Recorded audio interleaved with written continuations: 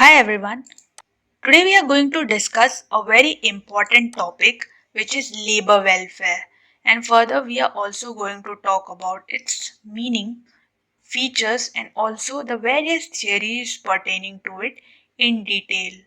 So when we talk about any employee or a workman working within an establishment or a organization or an industry for that matter, the personal security, okay, the personal space or safety, clean environment, proper sanitation facilities is very important so that that person can contribute adequately without any stress for the growth of the organization.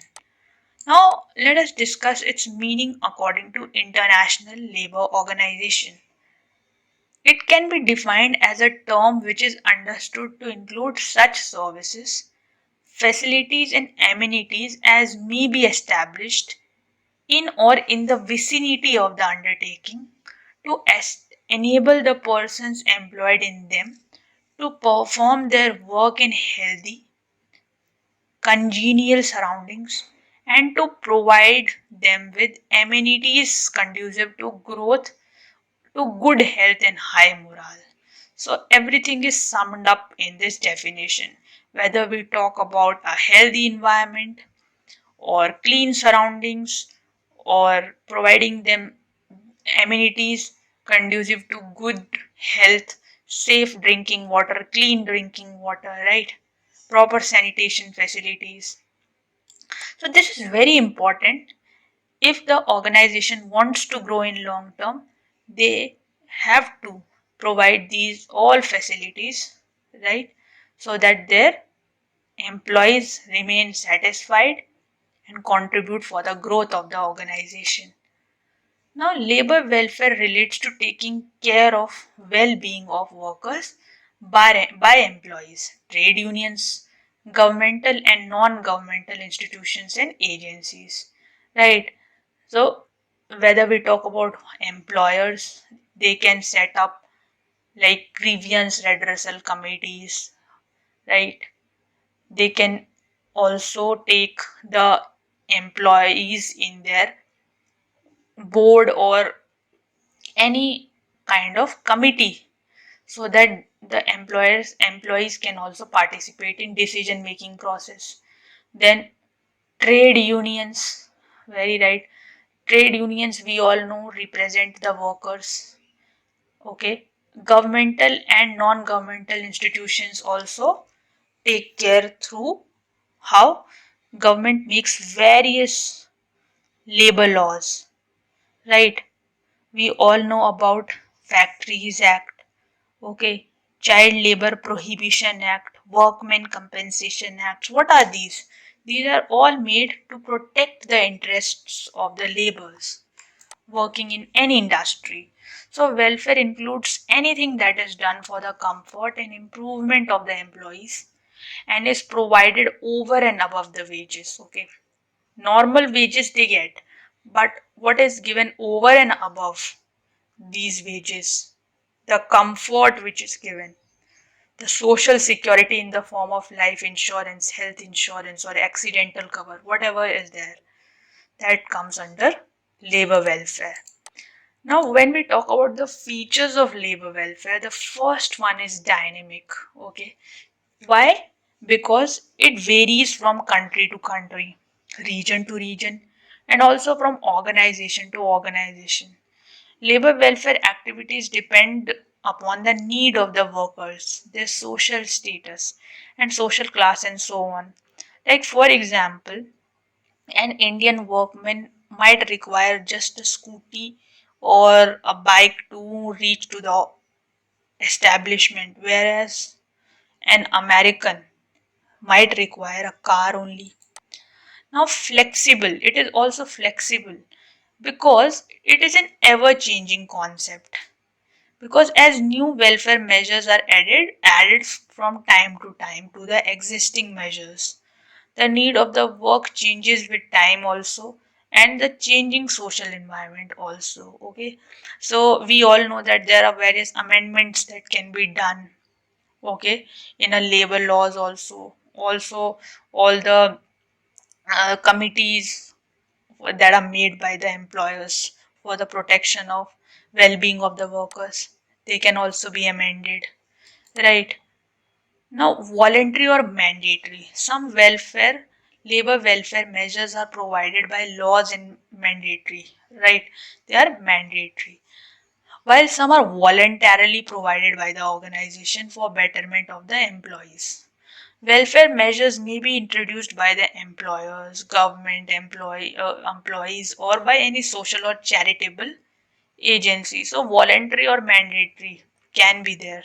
Some are very compulsory, they are mandated by law, or some are voluntary, up to the organization to make or not to make. Then functions. Labor welfare programs includes various facilities and amenities provided to workers for improving their health, efficiency, economic betterment, and to enhance social status of the employees. Very right. So there are certain labor welfare programs which include amenities that are provided to workers for improving their health also, efficiency also, and their betterment also, economic betterment also. Now, what are the different types of welfares offered to the workmen? So, according to ILO, International Labour Organization, they can be divided into two groups. Intramural, some benefits are required to be able to keep working actively to contribute fully in the production process. Okay, these are the welfare services given within the premises of the establishment. So, this is very important. They are given basically within the premises, boundaries of the establishment. So, for example, clean drinking water, okay, bathing facility, etc. Right? Now, extramural services. So, these welfare services are provided outside the premises of the establishment, right? They are basically given for protecting the social security of the workers. Okay, every employee, we all know, wants to be insecure. That is, that person wants security from unforeseen and contingent situations. Okay, for example, the employer can provide health cover, okay, or an accidental cover also, right? Life insurance, okay, gratuity and whatnot. So here medical facilities, as I said, gratuity and all, pension, maternity benefits, social insurance, accidental and all, right? Now, what are the various theories of labor welfare? The first theory is policing theory. So, this theory strongly believes that the labor welfare should be regulated by laws, okay? That is, everything should be clearly mentioned in the laws so that there is no kind of restraining away or not wanting to follow certain laws by the organization happens, okay? So, this is a very strict theory. Now, philanthropic theory. So, it is based on the humanitarian aspect. Here, a man cares about sufferings of others and the pains of others. Okay, so they take care of others. So, this is a very, we can say, a humanitarian theory. Okay, which says that a person is concerned about, he is empathetic about others' feelings. Okay, now the other theory is the religious theory. So, this theory is basically talking about the good work is an investment. Okay, if we are doing good work, it is good for our organization only, it will lead to goodwill of our organization only.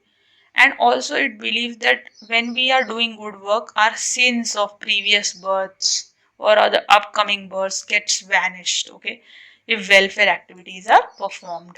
Now the other theory is paternalistic theory. So here it is believed that whatever an owner holds, he distributes among others and keeps something for himself. Okay, he considered himself as a trustee of the workmen. Okay, so whatever the capitalist, or we can say the owner is earning, that person is keeping something for himself, and he is the rest part of the profit he is distributing through welfare activities among the workers. Now, placating theory. See, this theory believes that labor groups are becoming more militant and aware of their rights as the time is passing. Okay, so the organization should, it's better that organization should provide the basic welfare facilities so that this type of situation of being militant does not arise. Now, public relations theory. So, this theory believed that share should be good, there should be good relations between the organization and the public. Okay, it is through the labor welfare practices that the organization develops positive brand image. Okay, so public relations is very important nowadays. We all know about customer relationship in marketing, how important it is to keep good relations with a good customer so that that customer remains loyal. So same way, public relations in case of labor welfare is important so that the organization's goodwill increases and brand image also increases thereby. Right. Now let us practice some important questions. Which theory of labor welfare believes that proper laws should be there promoting labor rights? See, we discussed placating theory, policing theory, philanthropic, and religious theory. So, policing theory basically believes that there should be proper laws in advance, okay, for promoting or protecting the labor rights. Now, which theory considers love for mankind?